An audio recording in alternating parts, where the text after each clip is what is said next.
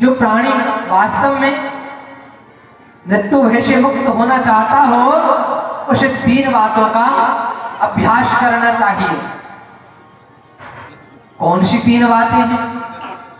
श्रोतव्यः कीर्तितव्यस्य स्मर्तव्यस्य शतावयम्। महाराज पहला है श्रोतव्य, श्रवण करना। क्या श्रवण करना है महाराज? भगवान के गुणानुवाद, और फालतू की चीज नहीं जो आप सुनते हैं। दूसरों की बुराई नहीं सुननी है, बुराई नहीं करनी है, उससे उद्धार नहीं होगा, उससे कल्याण नहीं होगा। भगवान के गुणानुवाद सुनने के लिए बोल रहे हैं कि भगवान के गुणानुवाद सुनो, और जब सुन सुन करके पेट भर जाए, खूब सुन लो, तो कीर्तितव्य, उनका गान करो। ये नहीं कि अपने अंदर ही रखो, दूसरों को भी सुनाओ। और महाराज जब यदि कोई सुनाने वाला ना मिले तो स्मरण करो, स्मृतव्य, अपने में स्मरण करो, एकांत में बैठ करके भगवान के लिए। पहले श्रवण, फिर कीर्तन, बाद में स्मरण। पहले खूब सुनो, जितना हो सके सुनो। अब सुन लिए, महाराज अब सोच रहे हैं किसी और का भी उद्धार हो जाए, हम यदि कहें तो श्रवण कराइए किसी दूसरे को, उसको आप सुनाइए। यदि कोई सुनाने वाला नहीं मिल रहा है तो अपने में स्मरण करो उस चीज का।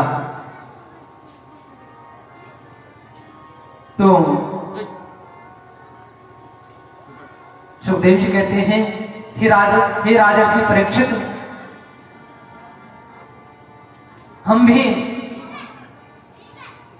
समाधि में बैठे थे, लेकिन भगवान के गुणानुवाद ऐसे हैं कि मेरे चित्त को खींच लिया। और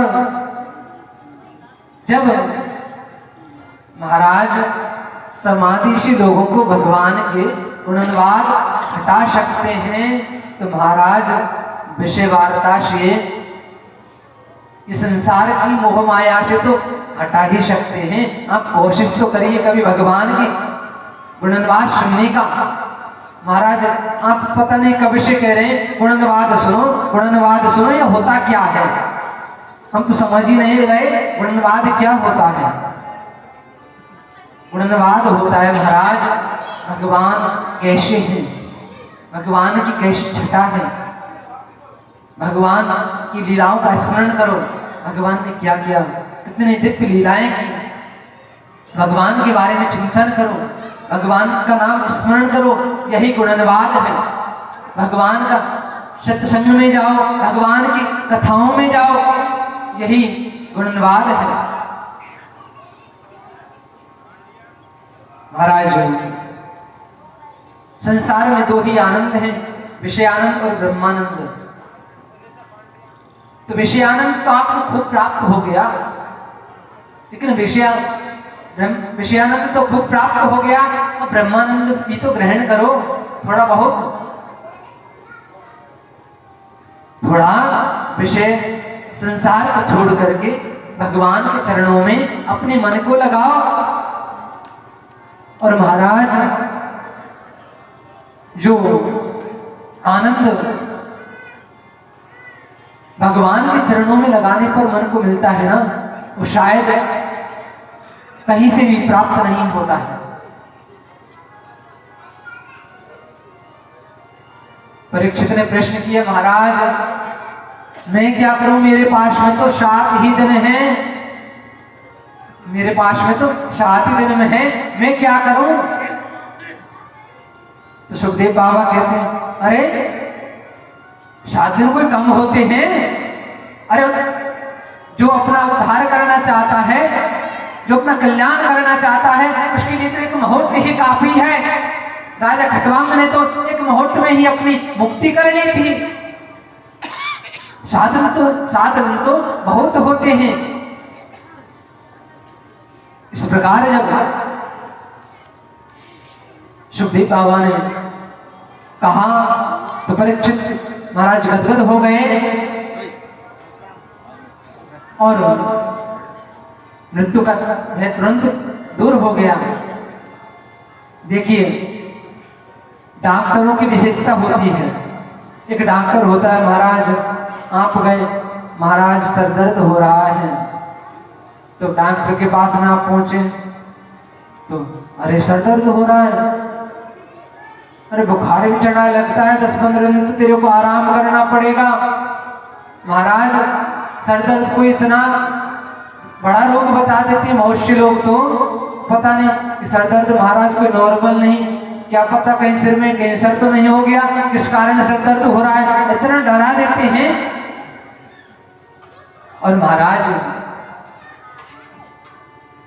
और बहुत से डॉक्टर ऐसे होते हैं कि आप पहुंचे और आपने बताया कि ये रोग है, चाहे आपका कितना बड़ा ही रोग हो, आप बचने वाले ना हो, तब भी अरे इतना छोटा सा रोग इसलिए चिंता कर रहे हो। तो महाराज आधा स्वस्थ तो आदमी इसी से हो जाता है कि उसको थोड़ा विश्वास हो जाता है कि शायद मैं बच जाऊंगा। तो एक बात करने का, बोलने का तरीका होता है।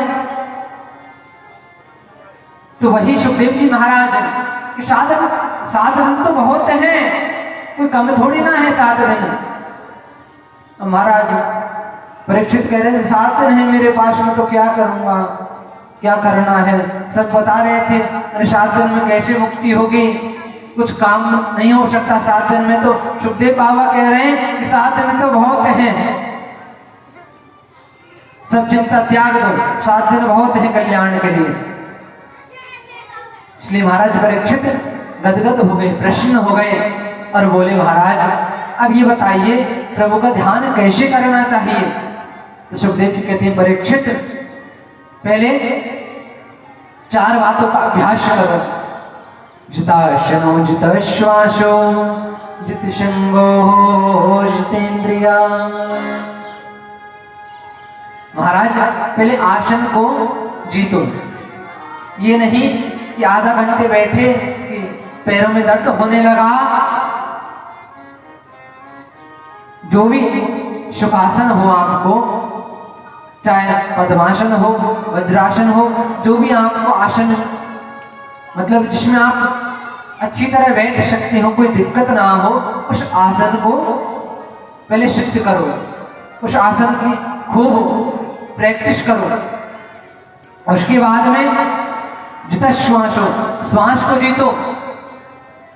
महाराज श्वास से क्या होगा और श्वास को कैसे जीते?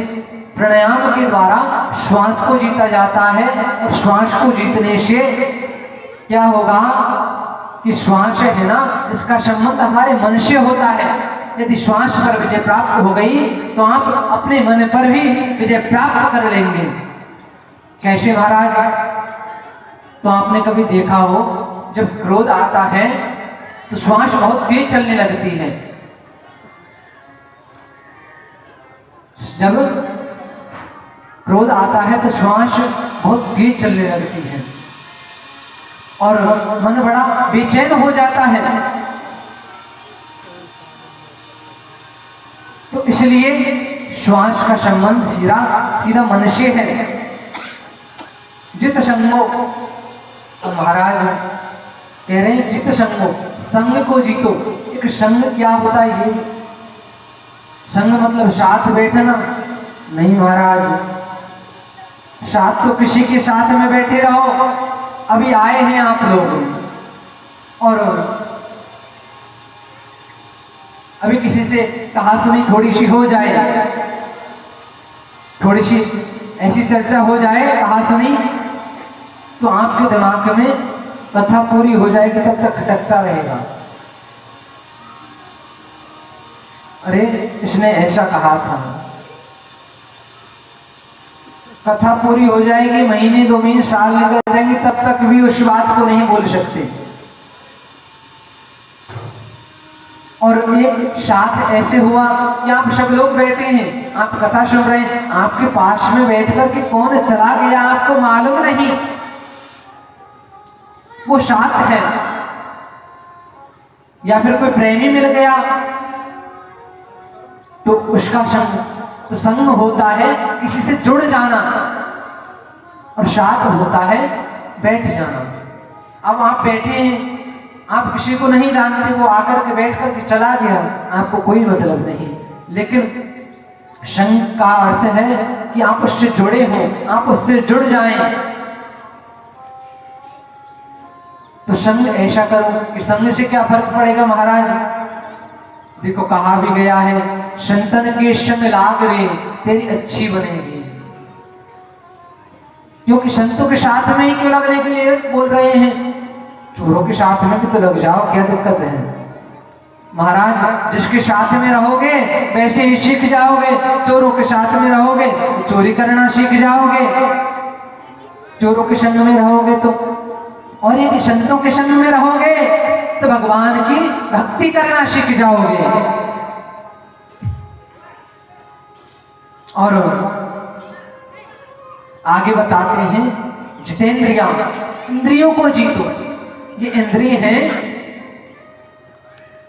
ये ऐसा ना हो कि आपके कहे अनुसार ना चलें, आप जैसे कहें वैसे इंद्रियां चलें।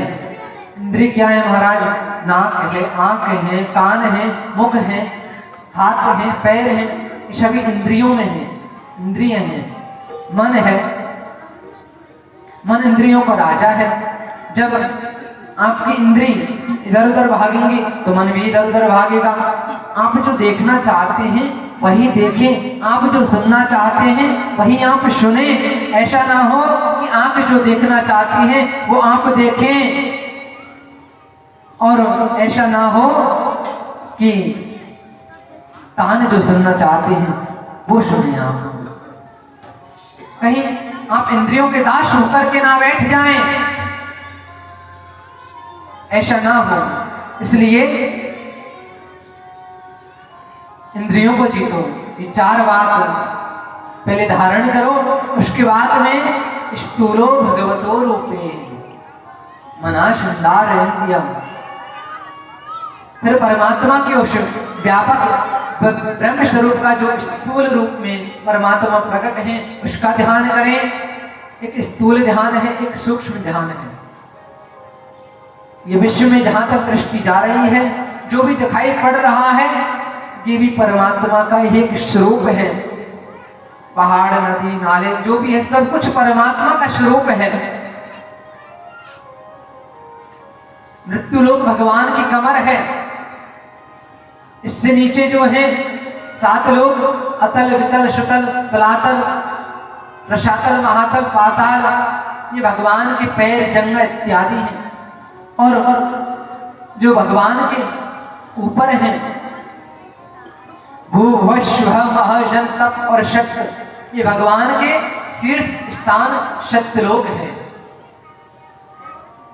इस प्रकार 14 भुवन भगवान का विराट वपु है। ये सारा ब्रह्मांड परमात्मा का स्वरूप है। महाराज बड़ा ही सुंदर सुखदेव जी महाराज ने भगवान के स्थूल रूप में ध्यान की विधि बतलाई, तदुपरांत सत्यो मुक्ति, क्रम मुक्ति का मार्ग बतलाया। जो ब्रह्मलोक के सुखों का भोग करना चाहता है, वे अपने सूक्ष्म शरीर को लेकर ही ऊर्ध्व गति से ऊर्ध्व लोगों की ओर गमन करता है, और जो केवल उस परम तत्व को ही पाना चाहते हैं, वह स्थूल शरीर और सूक्ष्म शरीर दोनों को छोड़कर के विशुद्ध भगवान की आत्मा को परमात्मा में मिला देते हैं। किस कामना से किस देवता का पूजन करना चाहिए, किस देवता का अर्चन करना चाहिए, ये सुखदेव बाबा ने बताया है। अन्न की यदि कामना है तो अदिति माँ की उपासना करो, रूप की यदि कामना है तो गंधर्वों की उपासना करो, विद्या की कामना है तो भोलेनाथ बाबा की उपासना करो, दाम्पत्य जीवन सुख में चाहते हो तो माता भवानी की उपासना करो, और महाराज कुछ नहीं चाहते हो तो मेरे गोविंद की उपासना करो, नारायण की उपासना करो। अब लो महाराज, यदि हम कुछ नहीं चाहते हैं तो गोविंद की उपासना, नारायण की उपासना करें। क्या नारायण की उपासना करने से कुछ प्राप्त नहीं होता? महाराज, एक पेड़ होता है, आप पत्ती को पानी डालो, तने को, शाखा को पानी डालो, और एक जड़ में ही डाल दो। जड़ में यदि पानी डालोगे तो सबको पर्याप्त मात्रा में पहुंच जाएगा। लेकिन पत्तों में अलग डालोगे, शाखा में अलग डालोगे, तने में अलग डालोगे, फूल में अलग पानी डालोगे, तो महाराज कितनी बार डालोगे, कहां तक डालोगे? एक जड़ में ही डाल दो, छुट्टी हो जाएगी। यदि आप अनेक कामना रखते हैं, एक से अनेक यदि कामना रखते हैं, तो भगवान नारायण की उपासना करो, मेरे गोविंद की उपासना करो। और भाई हमें तो कामना ही नहीं है, कोई निष्काम है तो निष्काम में भी भगवान की उपासना करें, नारायण की उपासना करें। अब महाराज जो उपासना नहीं करते हैं उनको सुखदेव जी ने पशु तुल्य बताया है। श्वेविटवराहो इष्ट खरे संतता पुरुषम पशु। महाराज पहली उपमा दी है कुत्ते की, जो संसार के विषयों में ही रमे रहते हैं, छोटी मोटी बातों पर आपस में झगड़ते रहते हैं,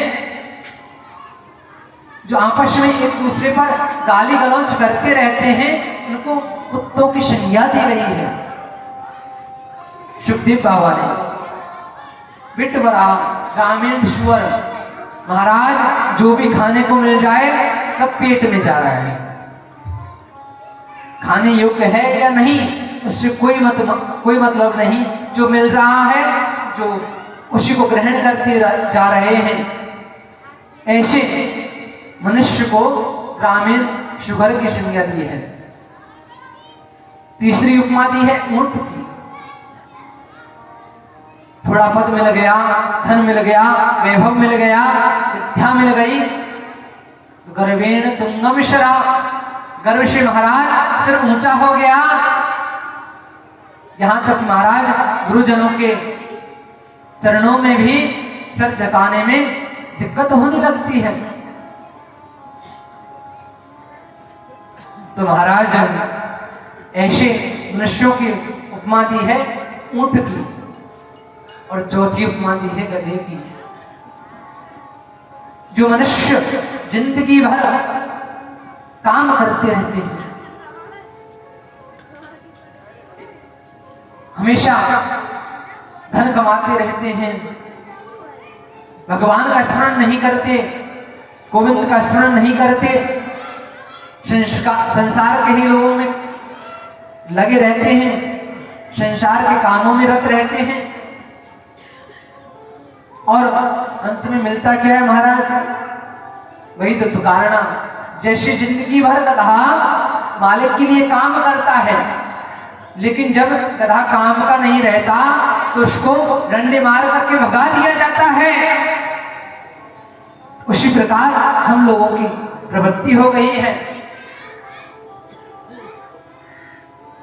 महाराज जब तक आप लोग काम के रहते हैं तब तक आपको आपके पुत्र, संतान, बच्चे सब मानते हैं, और जब काम के नहीं रहते ना तो महाराज एक तरफ पटक दी जाती है खाट। तो इसलिए गधे की उपमा दी है।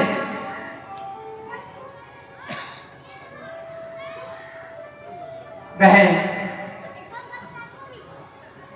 मानव देह जो परम दुर्लभ थी वो हमें मिली, और हमने पशुओं की तरह खाने पीने में ही बिता दी, बर्बाद कर दी।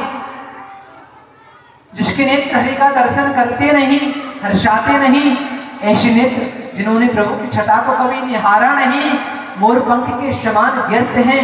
जो कान हरि की कथा सुनते नहीं, वो सर्प की बांबी के समान है, सर्प के मिल के समान है। जो दिव्या गोविंद के गुणगान गाती नहीं, वे दादू मेंढक के समान है, व्यर्थ जीवन भर टकराती रहती है। महाराज अंत में परीक्षित ने पूछ दिया, गुरुदेव कृपा करके ये बताइए कि भगवान इस विचित्र संसार की रचना कैसे करते हैं।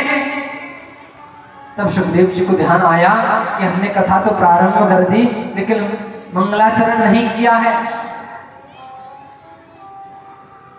अब देखो महाराज, एक तो परमहंस ठहरे, दूसरा कारण एक और है। पहले कृष्ण परीक्षित ने प्रश्न किया था कि मानव को क्या करना चाहिए, मरण धर्म प्राणी का कर्तव्य क्या है, तो बताने लगे।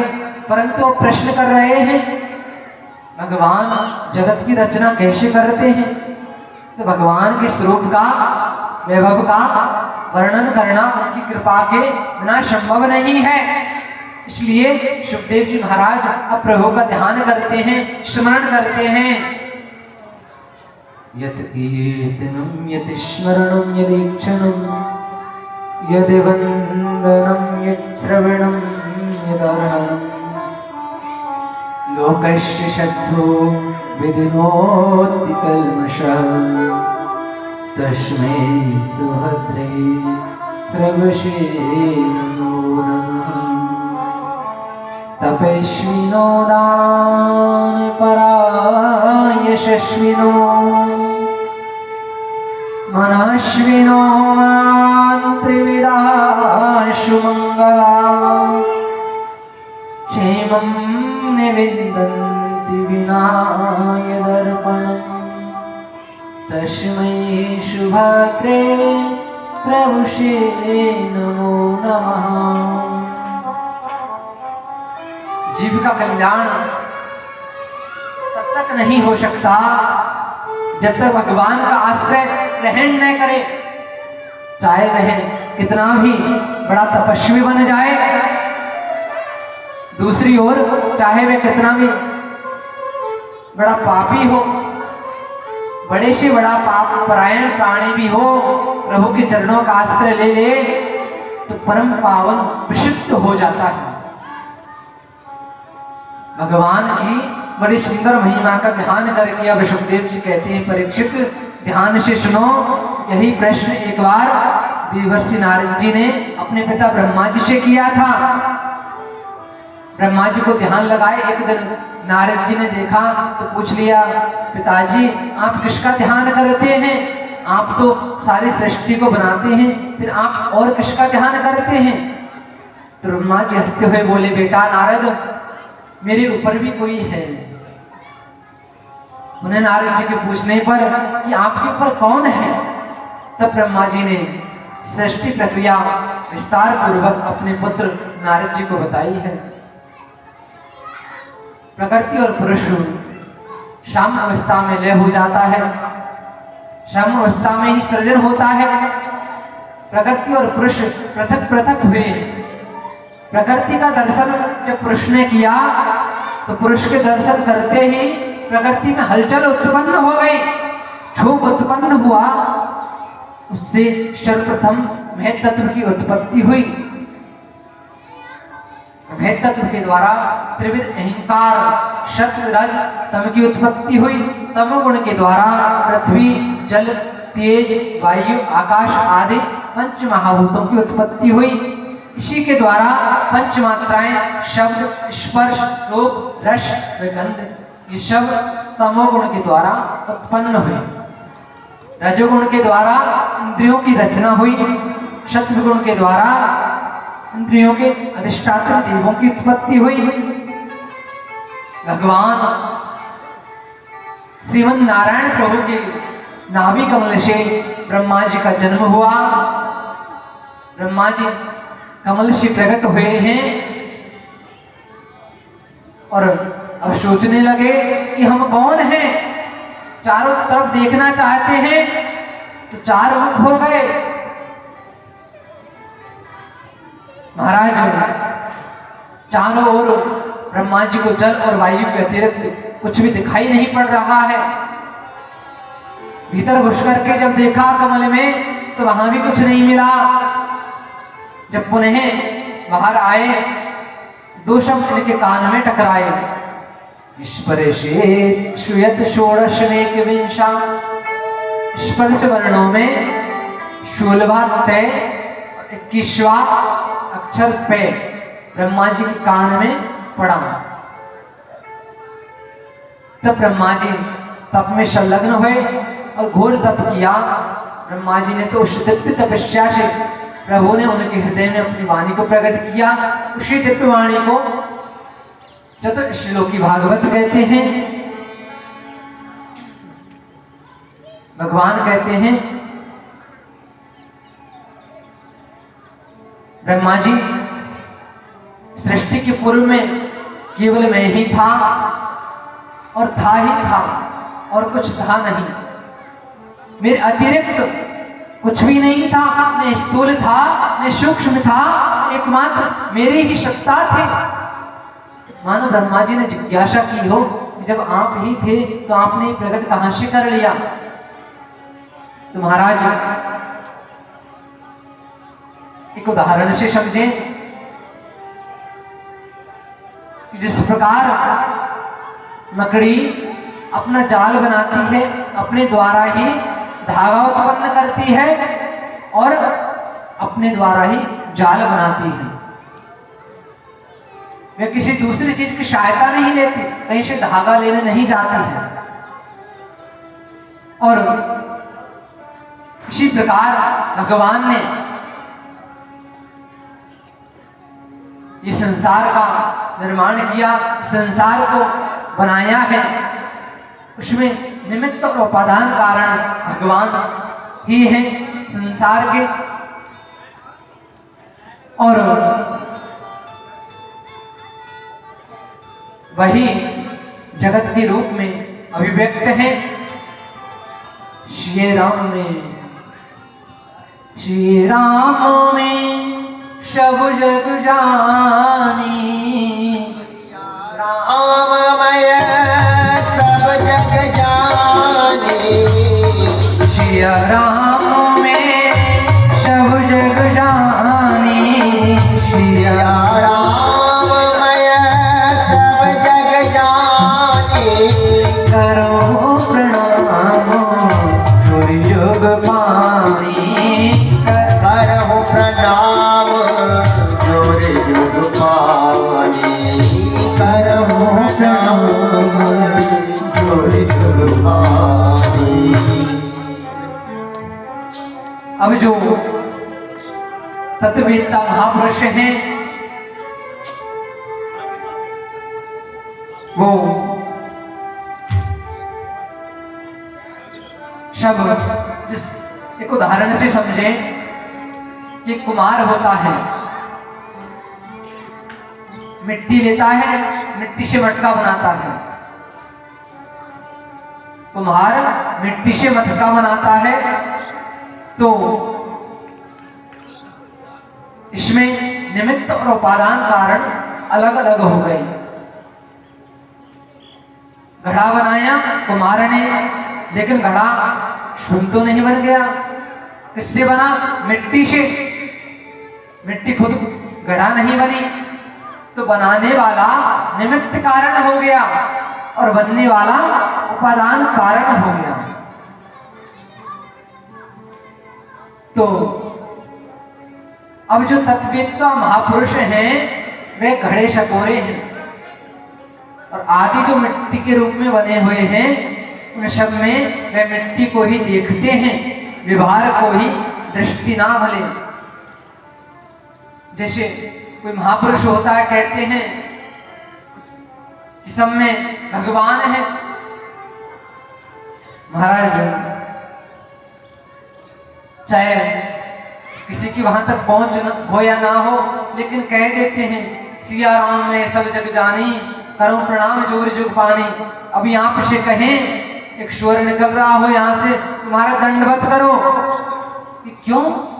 कि सिया राम में सब जग जानी, करो प्रणाम जोर जुग पानी। जब आप सब में भगवान का दर्शन कर रहे हैं तो सुअर में भी तो भगवान ही हैं, तो उनको भी प्रणाम करो जो भगवान को प्रणाम किया जाता है। महाराज कक्षाएं अलग होती हैं। ये एमए पास जो लोग हो जाते हैं, जो अपने परम ब्रह्म में परिनिष्ठित हो जाते हैं, जो सब में भगवान का ही दर्शन करने लगते हैं, वो इस बात को कह सकते हैं कि सिया राम में सब जग जानी। लेकिन अब हम कहें कि सिया राम में सब जग जाने, करूं प्रणाम जोगी जोरी जुग पानी, अभी कुत्ता आ जाए यहाँ से कुछ खाने लगे, लेकर के डंडा तोड़ोगे, तुरंत मारोगे चार उस कुत्ते में। तो अभी कह रहे थे महाराज सिया राम में सब जग जानी, करूं प्रणाम जोरी जुग पानी। क्यों प्रणाम नहीं किया? भगवान भोग लगाने के लिए आए थे, क्यों नहीं लगाने दिए भोग? तो वही है महाराज, हमारी इतनी पहुंच नहीं है कि हम हर चीज में, हम इतना भगवान में परिनिष्ठित नहीं हुए हैं अभी कि हम हर चीज में भगवान का दर्शन कर सकें।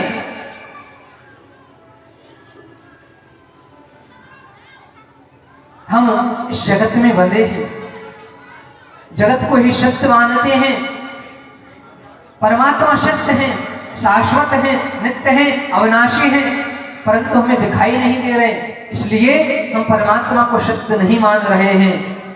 लेकिन हमें जगत दिखाई दे रहा है, हम इस चीज को सत्य माने हुए हैं। महाराज भगवान की तस्वीर रखी हुई है, भगवान की मूर्ति रखी हुई है, इसमें भगवान को मान रहे हैं, क्योंकि हमें जो स्वरूप समझाया गया कि भगवान का स्वरूप ऐसा होता है, तो भगवान के मंदिर में, भगवान की मूर्ति में हम भगवान का दर्शन कर सकते हैं। अभी हम पहली दूसरी क्लास में हैं, अभी तो 8वीं 10वीं बहुत क्लासें बाकी हैं, पहली दूसरी क्लास में हैं। तो महाराज जैसे पहली कक्षा में होते हैं तो बच्चे को सिखाया जाता है, पहले एनार बना दिया जाता है और उसके ऊपर फिर चौक घुमाया जाता है, ए अनार वाला।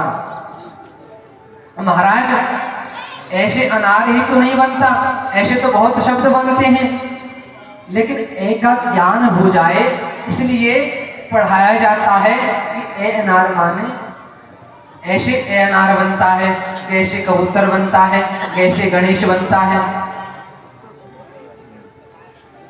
उसको ज्ञान हो जाए भली भांति से, इसलिए हम उसको बताते हैं कि कैसे कबूतर बनता है, कैसे गणेश बनता है। तो उसी प्रकार हम लोगों को मालूम हो कि भगवान कैसे हैं, भगवान का स्वरूप कैसा है, इसलिए हम मंदिर बनाते हैं और मंदिर में भगवान का दर्शन करते हैं।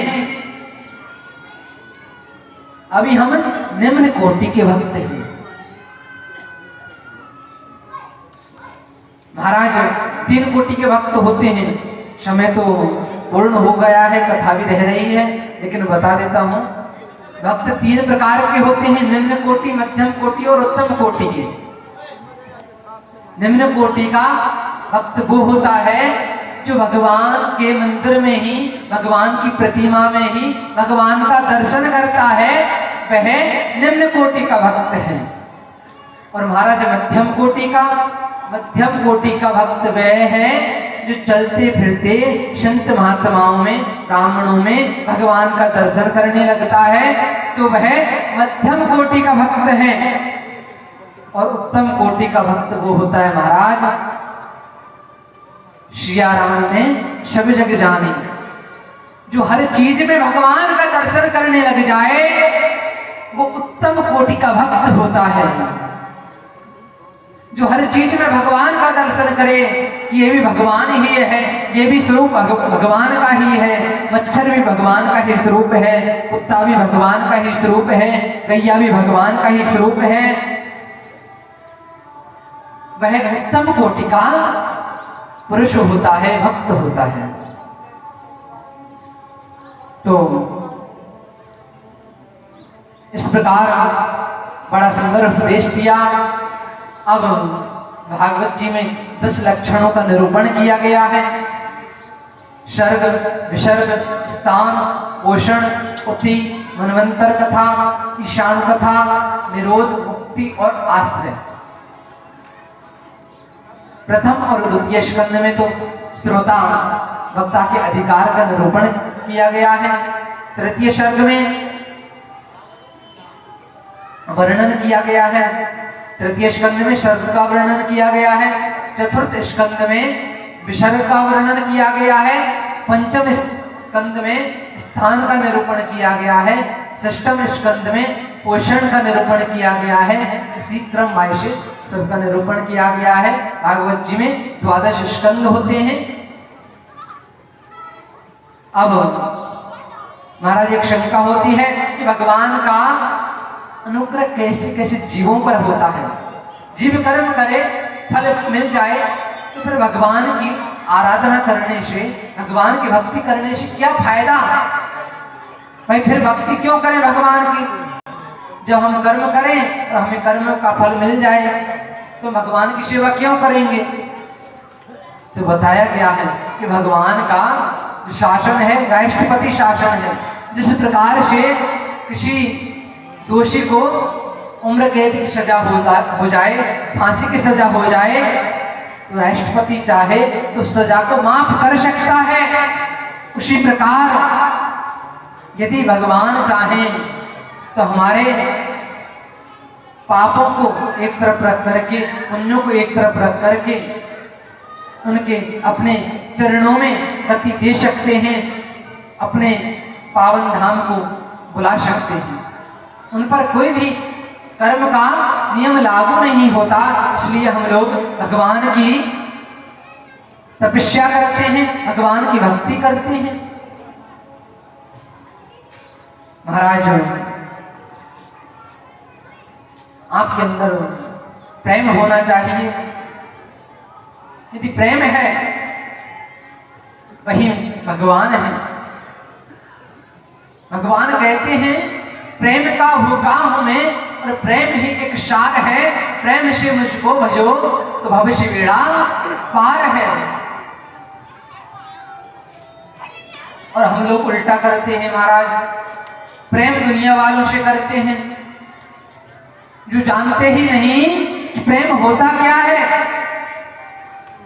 प्रेम करना तो दूर, प्रेम की परिभाषा तक नहीं जानते, प्रेम का स्वरूप नहीं जानते। उन लोगों से हम प्रेम करते हैं और भगवान से फॉर्मेलिटी पूरी करते हैं।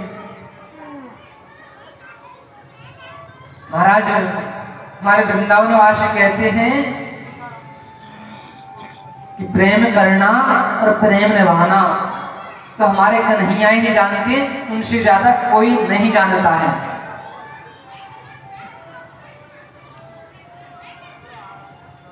प्रीत की रीत रंगीलो ही जाने, प्रीत कैसे की जाती है कैसे नहीं की जाती है ये मेरे गोविंद ही जानते हैं और उनसे अच्छी तरह से और कोई जानता नहीं। नीति प्रीति परमार्थ स्वार्थ हो कौन राम सब जान जथारत।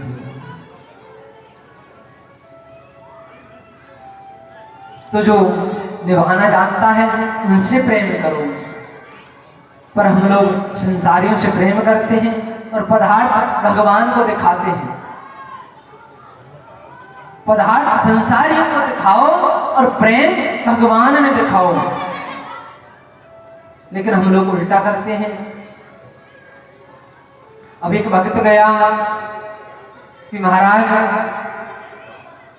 यदि हमारी बहू की बेटा हो जाएगा तो हम एक बहुत बड़ा विशाल भंडारा करवाएंगे।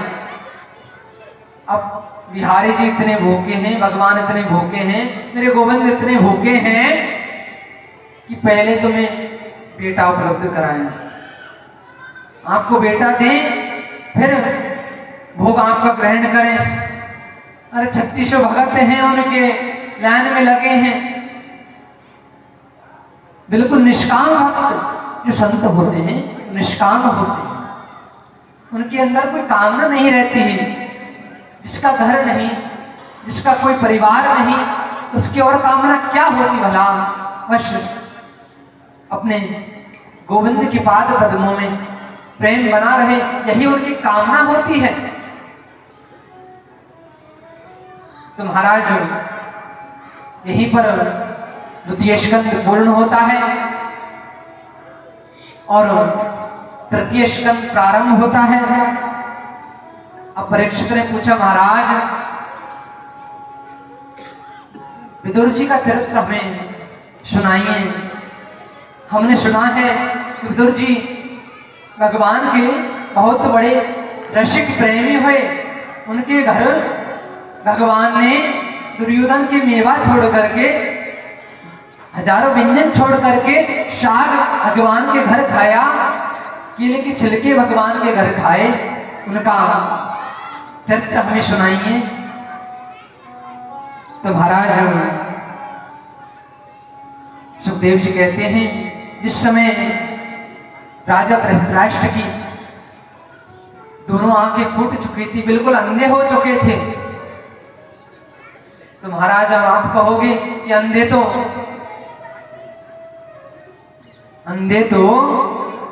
धृतराष्ट्र बचपन से ही थे। हमने तो सुना धृतराष्ट्र बचपन से ही अंधे थे। आप कह रहे हो जब धृतराष्ट्र की दोनों आंख फूट चुकी थी, इसका मतलब जन्मांत अंधे नहीं थे धृतराष्ट्र?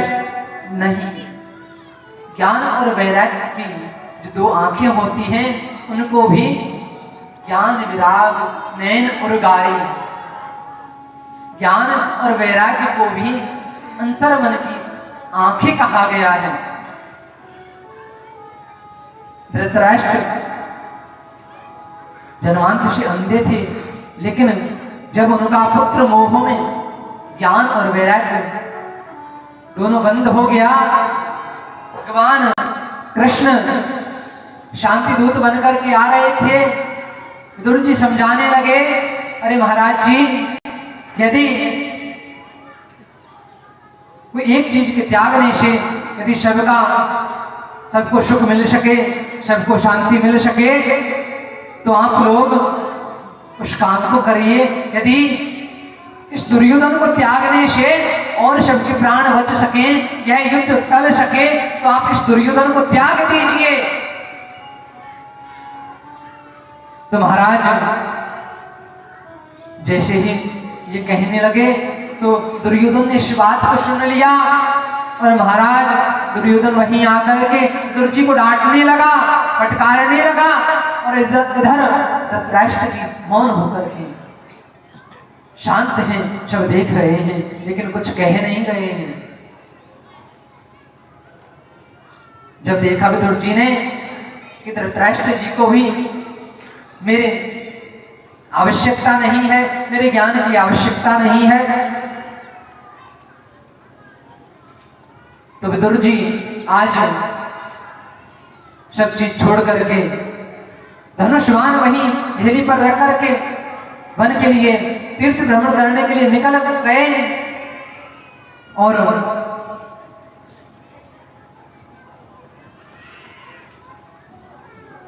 जैसे ही विदुर जी कौरवों के यहां से गए, तो अब तक जो रक्षा हो रही थी कौरवों की, वो विदुर जी के कारण हो रही थी। विदुर जी धर्म के पक्ष थे, कौरव पक्ष में विदुर जी धर्म के रूप हैं, और पांडव पक्ष में धर्मराज युधिष्ठिर जी धर्म के पक्ष हैं। लेकिन सबसे बड़ा बात है, युधिष्ठिर जी की सब बात लोग सुनते हैं और विदुर जी की बात कोई मानता नहीं है। और जब विदुर जी गए तो सुखदेव जी कहते हैं, निर्गता कौरव पुण्य लब्धो, मानो कौरवों का पुण्य कौरवों को छोड़ करके आज चला गया। जिस तरह से विभीषण छोड़ करके रावण को आए थे, तो तुलसीदास जी ने इशारा किया, अस कही चला विभीषण जवही, आयु हीन वही शव तवही। जैसे ही विभीषण रावण पक्ष का त्याग किए, उसी समय रावण आयुहीन हो गया, सभी असुर आयुहीन हो गए। और तीर्थाटन करते हुए विदुर जी बहुत समय बाद यमुना के तट पर जा रहे थे कि अचानक उद्धव जी से भेंट हुई। भगवान के परम रसिक महाभागवत सखा उद्धव जी से भेंट हुई। अरे भैया उद्धव बताओ कैसे हो?